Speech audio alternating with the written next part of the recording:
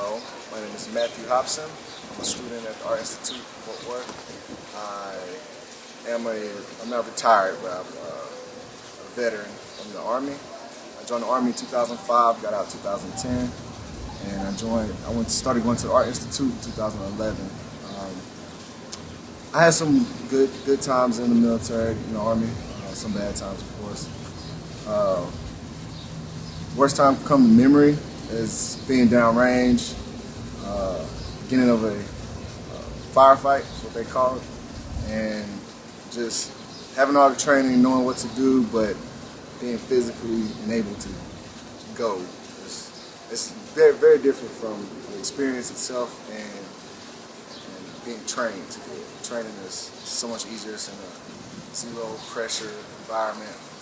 Even though they try their best to make it a full pressurized situation, it's not the same when you know it's training than when you're actually out there. I had a couple of people in my company that went with us that had to come back early, as far as they got wounded while they were out there, IEDs going off the side of the road.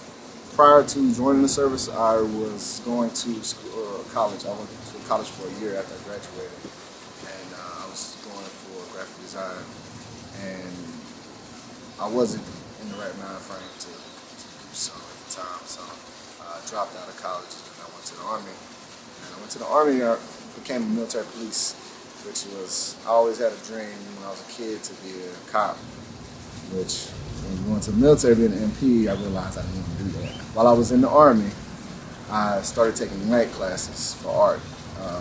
I had been in art classes before in school, but I was always more into just drawing instead of painting and doing all the stuff I'm doing now. It's just crazy. The stuff that we get to do now is wonderful. My art now is a little different from what I did before. I say a little darker, but it's definitely more meaningful. Nowadays, if I draw something, it'll be like I'll draw a brick wall. I'll put some use a red Sharpie or something, put like a hand spot on it. You know, for that one, I probably would say something like, yeah, it hurts, but I'm still alive, or something like that. I stay away from certain colors when I'm doing my art because I tend to use them a lot in my personal stuff.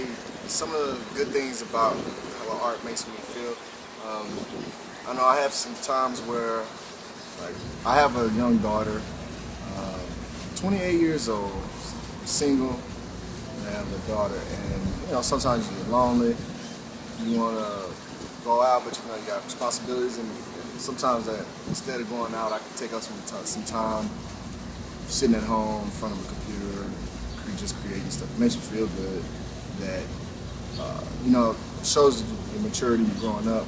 It gives me pride to show the strength and the growth that I'm doing on maturity, which I was always told I had none.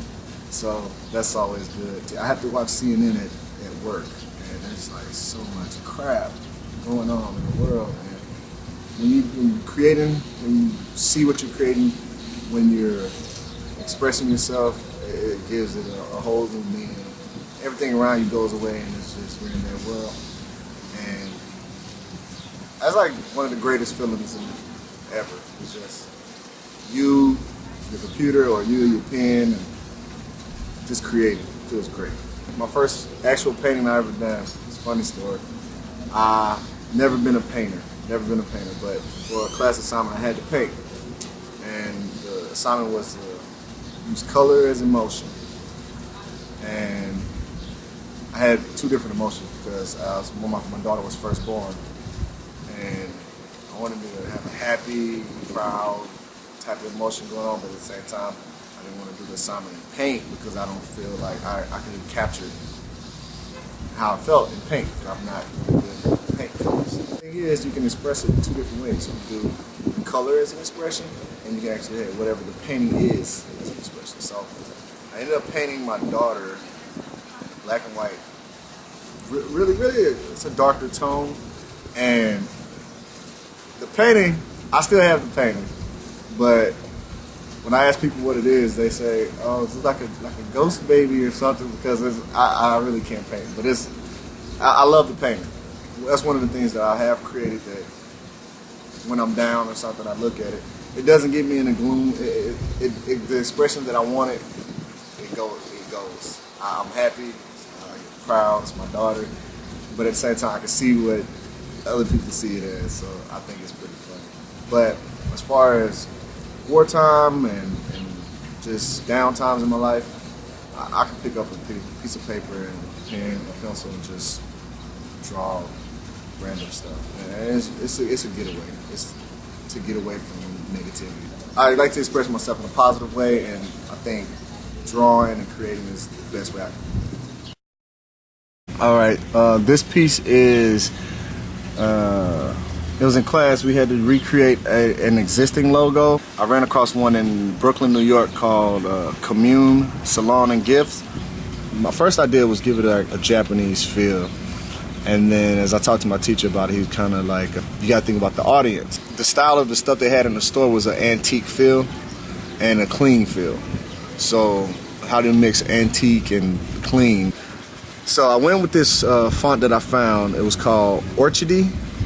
And it was it's clean looking, but it has breaks in it. I still wanted to go with the Japanese theme. So on the Japanese flag, it's just a white flag with a red dot in the middle. So instead of using the ampersand, I used a red dot to separate salon gift.